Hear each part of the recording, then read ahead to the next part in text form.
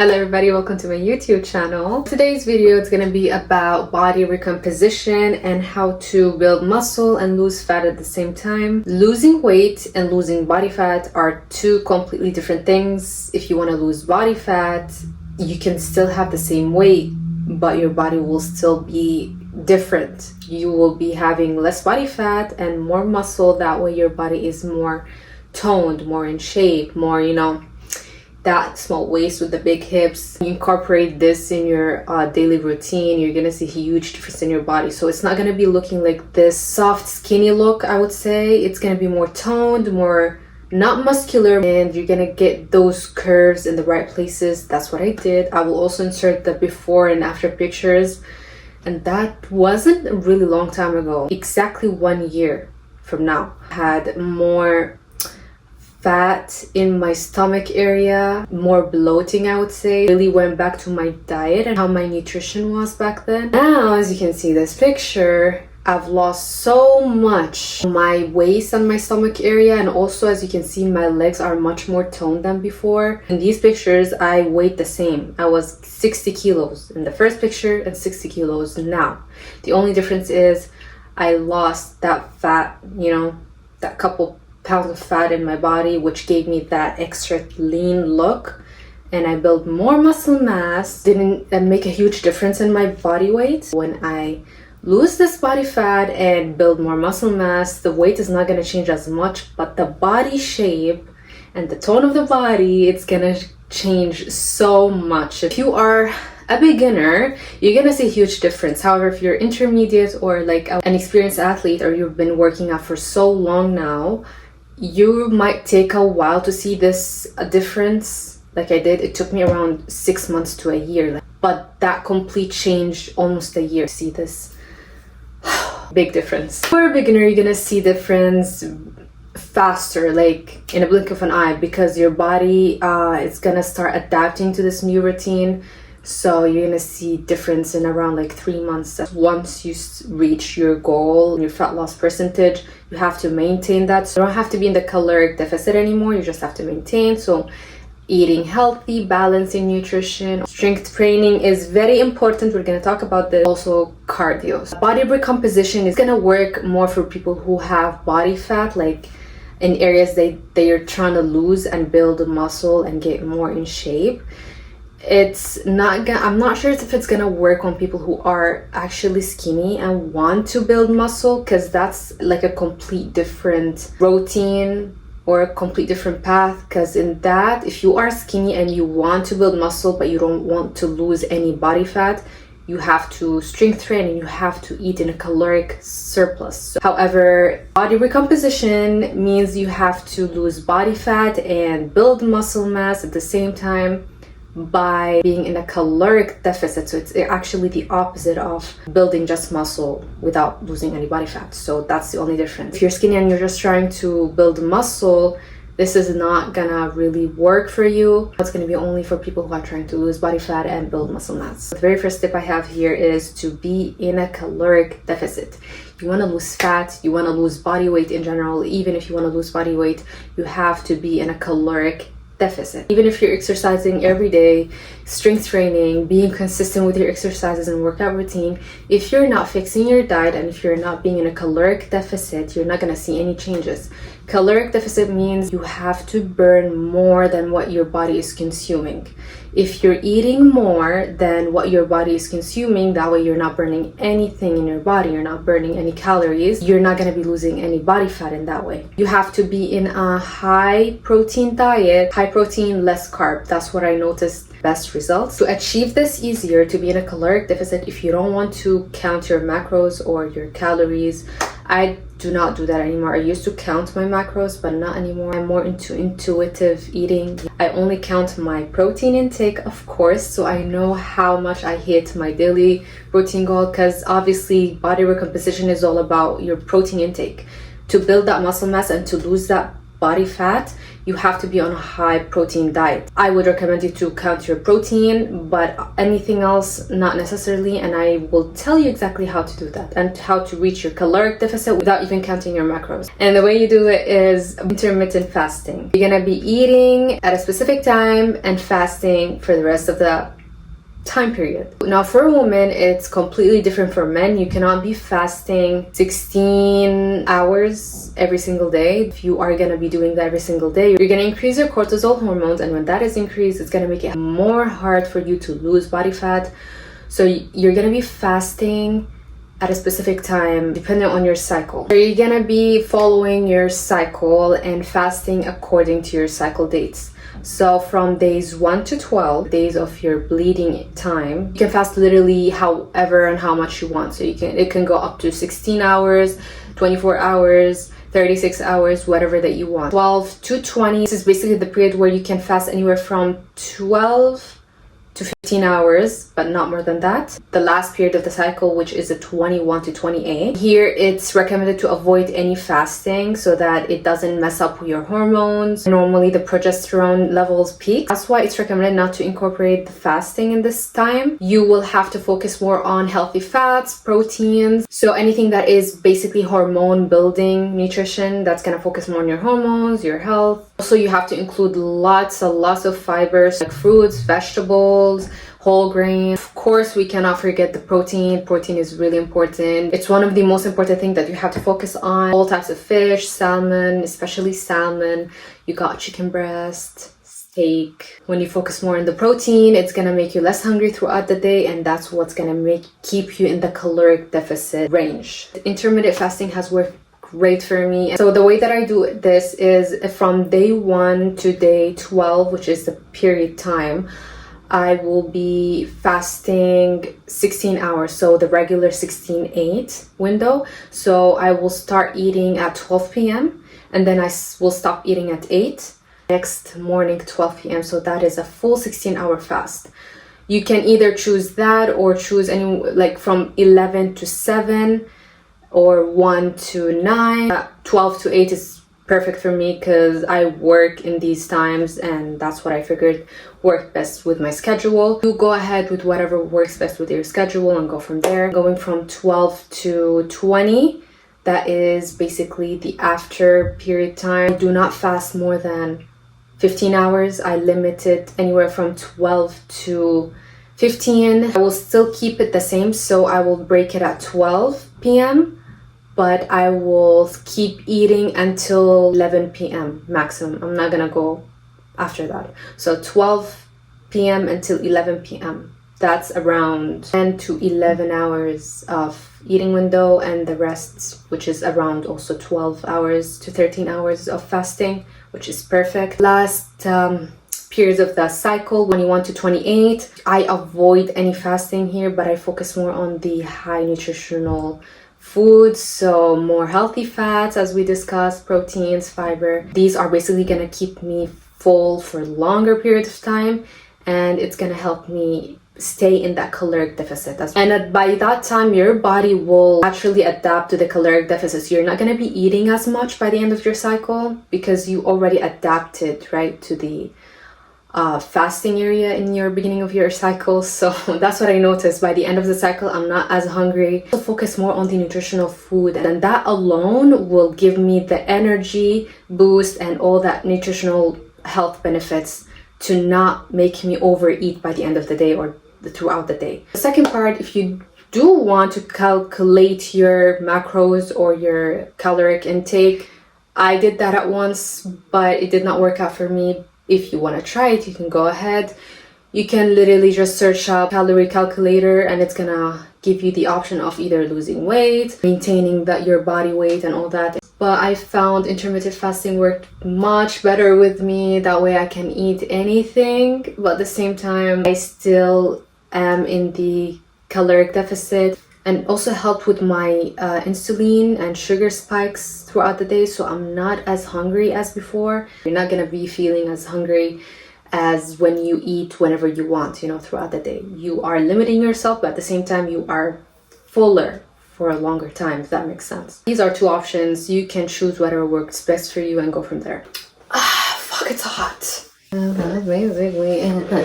Next is diet. We talked about this. If your diet is you're not gonna see any results. Diet is around 80%, nutrition is 80%, and exercise is around only 20%. So if you're just focusing on exercises and ignoring your nutrition, you're not gonna see results. You might see results only for short term, but then long term you're gonna still see your body's going back to how it was. Like, you're gonna be confused why I'm not seeing any results. You're not fixing your diet. Focus more on the protein, then healthy fats, then carbs. So for IBS people, if you want to lose that fat area here, it's mostly, sometimes because it's not only fat, it's bloating mixed with it, and that was my case. So I had to remove gluten. I had to incorporate apple cider vinegar water and probiotic pills. It helped a lot with my bloating and with my digestion and with my sugar spikes as well. So I'm not as hungry. I have a full video that I explained how to take the supplements in my YouTube channel. You can go check it out. The apple cider vinegar, I only take this in my lunch or dinner time. I'd be 30 minutes before my meals. It changed the whole game for me. I do not get as bloated. My digestion was much better, and I can be much fuller throughout the day. I do not binge eat on sweets and other carbs. And that's gonna keep you on the caloric deficit, right? If you do not binge eat, that way you're eating less, and that way your sugars are not spiked as well. So you're gonna hit your goal, and it worked amazing with me. IBS people, or for people who have digestion issues, try to switch. So instead of you eating actual bread, get gluten-free and see how that works, because I do not get any more bloated. Like, I can eat pasta, I can eat macaroni, but I make sure it's gluten-free, and it also changed the whole game for me. However, if you don't have any problems with your digestion, instead of you eating, let's say, white bread, swap it with whole grains, you know, whole wheat, whole grains. That's gonna also help manage your sugar spikes in your blood, and that's not gonna make you feel hungry also throughout the day, because if you eat those processed carbs, you know, the white bread, white rice, white spaghetti, macaroni, all that stuff, it's gonna spike your sugar levels, and it's gonna make you binge eat throughout the day, and that's not gonna, you know, you're not gonna reach your goal in your caloric deficit. So small changes or small swaps, I would say, in your diet, it's gonna make a huge drastic change. Protein, make sure to hit around 30 to 35 grams of protein with every meal. Then with the fats, healthy fats are really, really, really important to you. Most of the people, they think that having fats in the diet will make you gain weight, which is completely the opposite. When you incorporate less carbs and you have more high fat, healthy fat, okay, not those fried food BS that you see. No, it's not that. It's like the olive oil, the seeds, pumpkin seeds, flax seeds, sunflower seeds, avocados, all these are healthy fats. It's gonna make you feel fuller for longer, and you're not gonna be binge eating throughout the day. Next is to eat the heavier meals in the morning time and the lighter meals later on in the evening. There's a saying that goes by, eat breakfast like a king, lunch like a prince, dinner like a pauper. Heavier the meal in the morning, the less that you're gonna be eating later on in the evening or, you know, nighttime. Next comes the exercises. So we talked about the diet and what to do with your nutrition. The other 20%, it's also important, but you have to incorporate both strength training and cardio. Everybody's different. For me, what I noticed worked best for me and my body type is low intensity cardio. So not HIIT, not high intensity. When I used to do high intensity training, and on top of that strength training 4 days a week, my cortisol were up the freaking roof. I was so hungry and I was eating more. When your cortisol level, which is your stress levels, are high enough, you will find difficulty with losing that body fat. When you're stressed, you're going to be eating more, and your body will be basically in that fight or flight mode. That is going to disrupt the process of you reaching that caloric deficit. And if you notice that you're not losing any body fat, look at your exercise and your routine. What do you do most of the time? Do you incorporate high intensity and you use strength training 4 times a week? Maybe that is the reason. Try to cut that down a bit. So incorporate more of walking, low intensity. I do a lot of that in my other workout videos, so go check it out. And instead of strength training 4 times a week, I do only twice, so only for my leg days. And for the other 2 times, I do like a circuit. I also do a lot of videos on that in my channel. So I would do abs and upper body, but it's going to be a circuit of lightweight, more of a Pilates type of thing. But you would also feel the burn. You would also build that lean muscle without exhausting your body. It's more like a cardio session, if that makes sense. Cardio toning session. And it worked amazing for my body. I'm not as bloated anymore. And my body seems more proportioned like before. Because I'm not that tall. I'm like average. I used to have those big, thick thighs with a bulky upper body. It did not really look good on me. And I lost so much body fats compared to before, when I used to lift heavy weights for my upper body. It just did not work out for me. But again, everybody's different, so I'm not saying that this could work for everybody. It depends on your body and what works with you, right? Just keep in mind that the higher your stress levels and your cortisol levels, the more difficult it's going to make it for your body to lose body fat. Your body's going to be much more inflamed and bloated, which is basically going to give you that illusion of you having more body fat in your body, which most of the times it's just your body inflamed and bloated. You just need to lower that cortisol level, you know, fix your nutrition, fix your workout routine, and you're gonna see your body just de-stressing on its own. It's gonna be much less inflamed. So my walking routine that worked really good and helped with my cortisol levels is walking on an incline around 2 and speed around 3 to 3.5, and I would do that straight for 30 minutes. If it was Stairmaster, I would do around 15 minutes, and the level of the stairs around 4, 5 sometimes, but not more than that. Still be in that steady, you know, low intensity state. Strength training on its own is high intensity. So imagine doing strength training 4 times a week, and then on top of that, you're doing also high intensity cardio. Your body is screaming at this point. That's why it's not gonna work. So high intensity training, I do that still with my leg days. And then the rest of the week, I just keep it low intensity, steady state, walking, Pilates, stretching. Guys, also stretching is really important. Do not forget to stretch every time before and after your workout. Before your workout, you're gonna do dynamic stretching. After your workout, static stretching. Next tip, of course, this is we all know that to stay hydrated throughout the day, the less water that you drink, the more your craving gonna be. So drink around anywhere minimum liter to 2 liters a day. This is my water bottle. I take it literally everywhere I go. And this is around 1,300 milli. So I would say 1.5 liters, I think so. Or 1 liter, I'm not sure, but just make sure you hit that minimum 1 liter per day, and better 2 liters a day, because that's gonna keep your cravings at bay as well. It has those motivational things right here at the side. They're really nice. It's so cute to keep you motivated to drink. So people who do not stay hydrated most of the times, yeah, that's why you binge eat throughout the day. With that water tip, I talked about the apple cider vinegar.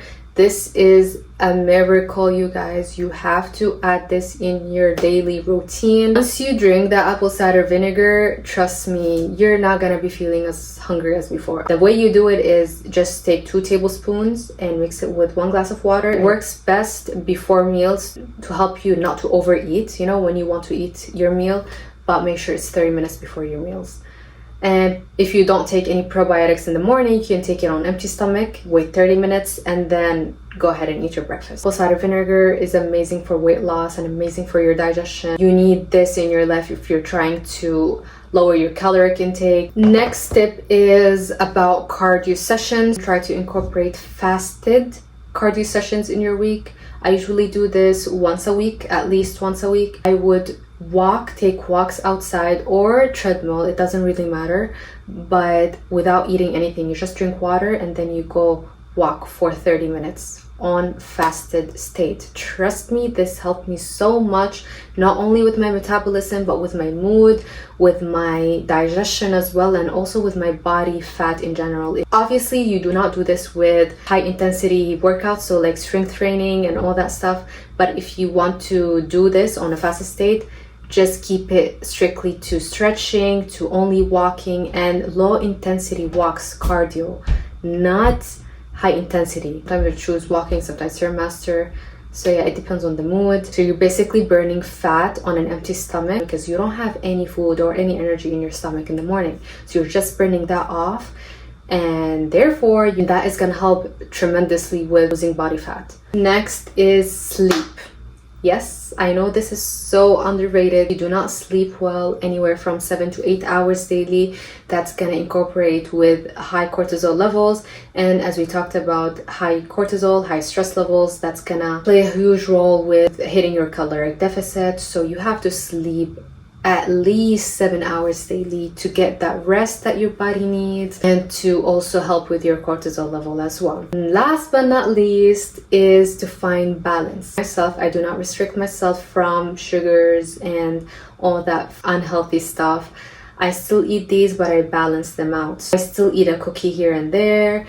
If I want Krispy Kreme, I would go take it. But I make sure the rest of my diet, throughout the day is healthy. So I do not eat a burger and then I go ahead and eat ice cream and then I eat another fatty food. No, so my whole diet is gonna be clean and balanced, and if I wanted or if I craved a chocolate, a cookie here and there, it's fine. I can go ahead and eat it. Again, if you restrict yourself from too many foods, that's gonna also increase your cortisol level and you're not going to reach anywhere. So you have to be balanced. Do not restrict it from the things that you love. At the end, we're only here once in our lives, so do not restrict yourself from your favorite foods. If I know that day I will be indulging in so many fast food and sugary things, I take apple cider vinegar before I eat all those things so that it helps with my sugar spikes.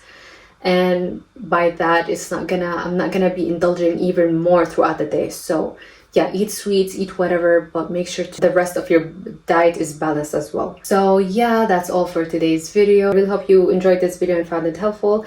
If you have any questions, please let me know in the comment section down below and I'll gladly answer it for you guys. Please like and subscribe as it's gonna help my channel a lot. Thank you for watching. I will see you in my next video. Bye guys.